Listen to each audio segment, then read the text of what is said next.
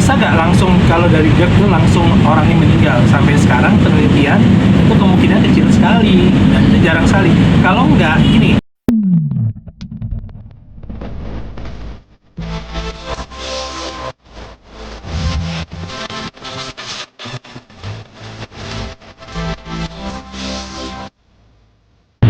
Jadi ini kita belajar bareng-bareng ya, karena kan kemarin lagi rame itu kata banyak yang bilang dokternya belajar lagi. Oke, sekarang kita belajar bareng-bareng. Jadi GERD itu kan sebenarnya gastroesophageal reflux. Jadi sebenarnya kalau bahasa Indonesianya itu bahasa awamnya adalah asam lambung naik. Nah, jadi lambung itu kan ada asam lambung. Nah, asam lambungnya dia naik ke esophagus yang mestinya ada katup, ada sphincternya. Ya, kalau nggak lemah nggak naik ke sana. Nah, karena mungkin sphincternya atau katupnya lemah, makanya asam lambungnya naik ke esophagus. Nah, itu gejalanya bisa seperti dadanya sesak, dadanya berat, terus seperti heartburn atau panas, terus ada mual, muntah, terus perut yang gak enak, kembung, dan sebagainya.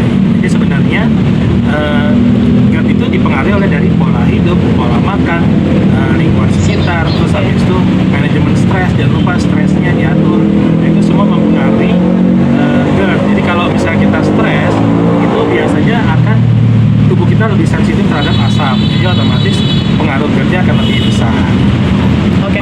Nah, Dok, kan ini sempat ada rame di Twitter kan, ada salah satu dokter bilang GERD nggak bikin sakit jantung, udah itu aja. Sedangkan dilawan sama orang nggak bikin sakit jantung tapi bikin sesak napas, sesak dada, sakit dada. Pokoknya dokter itu rame lah dikomenin sama orang gitu. Jadi sebenarnya gini, kenapa orang banyak salah sangka? Karena gini tadi, gejalanya GERD itu kan tadi kayak dadanya ternyata seperti heartburn, panas, terus sesak napas, terus kadang dada berasa berat. Nah, itu mirip dengan penyakit jantung. Jadi orang pikir itu ada hubungannya dengan sakit jantung ya. Terus kedua, kayak misalnya begitu GERD kalau nggak diatasi otomatis kan akan stres. Nah, stres itu timbul palpitasi. Palpitasi itu jadi jantungnya berdebar-debar. Orang pikir juga lah ya ke jantung. Nah, sebenarnya yang saya pahami benar si dokter tuh bilang, jadi GERD itu tidak menyebabkan secara langsung henti jantung. Nah, mesti tahu dulu nih, henti jantung sama serangan jantung. Henti jantung itu berarti jantungnya itu berhenti mompa. Jadi jantung berhenti mompa, jadi otomatis penanganannya mesti cepat. Hitungannya detik sama menit gitu ya. Nah, kalau serangan jantung biasa ada penyumbatan. Nah, itu sama-sama bahaya, cuman waktunya lebih cepat yang henti jantung yang mesti ditanganin. Dua-duanya bahaya. Nah, jadi GERD itu kalau misal dibilang bikin sesak napas, jadi gini, bedain GERD itu nggak bikin atau nggak pengaruh ke henti jantung gitu. Jadi gini, kalau misalnya tadi lambung naik ke esophagus, kerongkongan kan. Nah, kalau nggak terkontrol, nggak diatasi, dia akan bisa masuk ke paru-paru. Masuk ke paru-paru, komplikasi dari GERD. Jadi aspirasi pneumonia, bisa bronkospasme juga, terus jadi gangguan pernafasan. Nah, kalau misalnya nggak diatasi juga ada aspirasi pneumonia, itu bisa perforasi, bisa pneumonia berat, jadi timbulnya gangguan pada pernafasan. Bedain sama yang tadi jantung. Jadi benar, GERD itu bisa menyebabkan henti jantung nggak? Enggak, gitu loh. Kalau misalnya dibilang direct secara langsung menyebabkan henti jantung, enggak. GERD itu menyebabkan henti jantung, enggak. Walaupun lambung jantung tidak berjauhan letaknya, tapi GERD itu tidak ada hubungannya dengan henti jantung. GERD itu masuk kategori penyakit mematikan juga nggak, Dok? Jadi gini, kalau dibaca dari semua jurnal ya, memang ada yang beberapa jurnal menuliskan begini, kalau misalnya GERD itu kemungkinan 27% orang ada gangguan pada jantungnya lebih berdebar-debar gitu. Atau misalnya orang yang punya GERD ternyata 34% lebih banyak yang terkena miokard infark. Nah, itu meta-analisanya itu berdasarkan hubungan statistik. Jadi bukan sebab akibat. Jadi jangan disamain ya, jadi beda. Nah, kalau ditanya mematikan apa enggak, secara penelitian itu seluruh dunia ya, itu orang yang meninggal karena GERD secara langsung itu kecil sekali, dan kemungkinannya pun jarang sekali, dan itu bukan mekanisme yang umum gitu ya. Nah, kalau misalnya emang GERD itu bahaya apa enggak? Kalau nggak terkontrol, nggak diatasi, emang komplikasinya tadi bisa mengancam nyawa nggak? Bisa. Dari apa? Dari tadi aspirasi pneumonia, akhirnya perforasi, pneumonia berat, gangguan pada pernafasan. Otomatis kalau nggak diatasi akan bisa fatal akibatnya. Bisa nggak langsung kalau dari GERD itu langsung orang ini meninggal? Sampai sekarang penelitian itu kemungkinan kecil sekali dan itu jarang sekali. Kalau nggak, ini ada namanya share risk factor. Jadi maksudnya apa? Jadi kalau misalnya ternyata ada penyakit bawaan atau emang penyakit dia riwayat penyakitnya apa? Hipertensi, diabetes, obesitas, terus riwayat penyakit jantung sendiri, nah, terus alkohol, terus habis itu merokok. Nah, kalau misalnya dalam keadaan punya riwayat penyakit seperti itu, kemudian terkena GERD, otomatis kondisi umum tubuhnya akan menurun semuanya.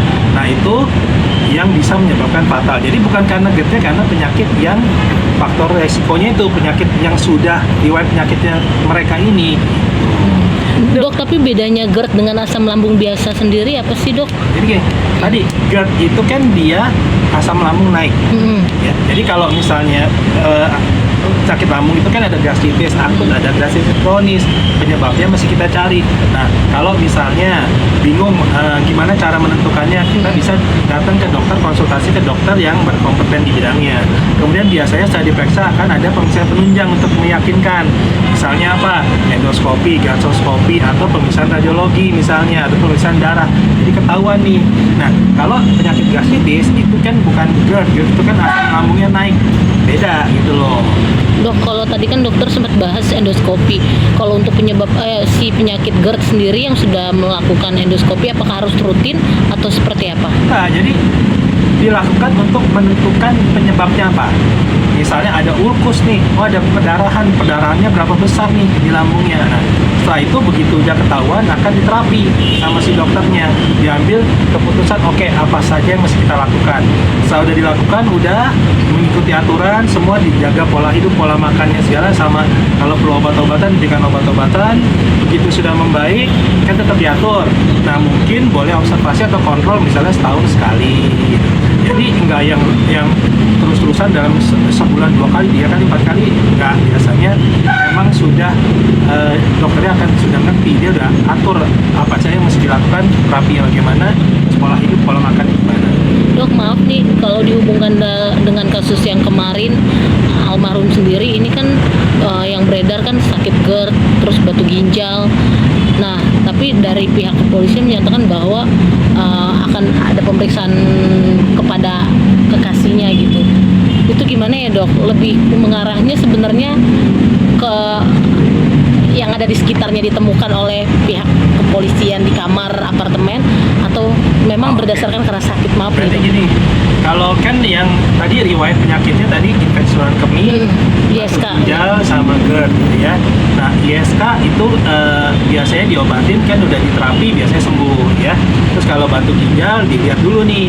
Batu ginjal biasanya kan ada pemeriksaan penunjang nih, periksa urin, terus habis itu kalau perlu ada USG ya.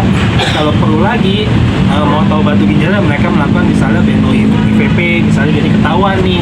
Nah, itu pun mesti diterapi sama dokternya. Nah, kalau misalnya sampai bahaya banget kan bisa dipakai septic, tapi itu biasanya di rumah sakit ya kan, udah mau di rumah sakit. Nah, kalau GERD itu kan bisa kapan aja timbul. Jadi kalau misalnya emang punya riwayat penyakit GERD, kalau dia emang nggak jaga pola hidupnya, pola makannya nggak dijaga, terus habis itu lifestyle-nya juga kurang sehat, terus habis itu sama manajemen stresnya kurang baik, itu otomatis akan memperberat, atau GERD-nya begitu timbul akan memperberat gitu. Jadi kalau riwayat penyakit itu sih tidak mengarah ke penyebabnya, karena kan penyebabnya di yang saya tahu penyebabnya kan karena henti jantung ya, henti jantung atau henti pernapasan atau henti jantung. Tapi kalau dari itu biasanya tadi kalau GERD-nya sendiri nggak langsung menyebabkan henti jantung, jadi memang GERD itu tidak menyebabkan henti jantung. Dok, sedikit kalau orang awam hubungan dengan angin duduk. Ah, Boleh sedikit jelaskan apa hubungannya GERD dengan angin duduk dan apa itu angin duduk? Pak? Di kedokteran ada nggak? Sebenarnya kalau di medis angin duduk itu nggak ada, kita waktu itu belajar masalah angin duduk ya. Jadi gini, jadi kalau misalnya angin duduk itu kan orang-orang pada ngomong, terus kalau misalnya ternyata kita duduk kemudian langsung berhadapan dengan kipas angin segala, terus habis itu di kondisi yang dingin kita duduk di anginnya gede gitu kan, terus habis itu biasanya waktu di tempat-tempat yang udaranya dingin, terus habis itu atau AC atau langsung nyemprot, terus habis itu dia mungkin pas lagi kurang fit, makannya kurang dijaga, makannya kurang teratur, nah terus orang bilang masuk angin segala gitu ya. Nah sebenarnya kalau di dunia medis kan yang hal begitu tuh kita tidak mempelajari itu dan tidak belajar Tidak masalah ada. antara masuk angin itu enggak gitu ya. Nah jadi kesimpulannya gini, kalau misalnya kita kondisi kurang fit kemudian angin langsung nyemprot, otomatis kan dia kondisi badannya lagi drop, imun tubuh lagi drop. Nah perubahan suhu, terus cuaca, terus belum kalau misalnya karena imun tubuhnya turun, itu gampang sekali terserang berbagai macam masalah atau penyakit, misalnya infeksi virus, bakteri, jamur, parasit, itu bisa kalau imun tubuh kita drop. Jadi sebenarnya lebih ke imun tubuhnya. Nah begitu kalau misalnya imun tubuh drop, terus habis itu orangnya stres segala macam, otomatis akan menimbulkan, kalau emang punya riwayat penyakit lambung, akan menimbulkan proses masalah di gastritis atau sakit lambung. Nah sakit lambung kalau nggak terkontrol, nggak diatasi segala, lama-lama bisa timbul juga GERD jadinya gitu. Dok, kalau dalam kasus kemarin sendiri itu sampai yang tangan bibir biru, tangan mengatup. Oh, oke. Itu kalau masalah kemarin yang disangkut pautin, saya juga nggak lihat fotonya sebenarnya. Cuman kalau ditanya begitu gini, kalau masalah bibir mulut biru gini, kan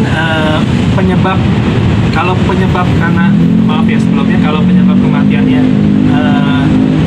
jadi gini, pertanyaan mungkin gini, penyebabnya apa kalau yang biasanya bibir mulutnya jadi biru, kan? Nah, jadi bisa aja asfiksia itu kalau misalnya ada penyempitan jalur nafas, jadi kekurangan oksigen. Bisa juga hipoksia itu berarti oksigennya dalam darah itu berkurang. Bisa juga kalau misalnya emang keracunan obat-obatan tertentu, terus dan ada beberapa faktor-faktor lain yang mempengaruhi. Tapi kalau misalnya langsung disambungkan dengan penyakit-penyakit tertentu, itu mesti sebenarnya lebih jelasnya mesti dilakukan otopsi biar tahu jelas sebenarnya penyebabnya apa. Oke, aman. Yang lainnya? Mau Udah semuanya? nyambung ke itu.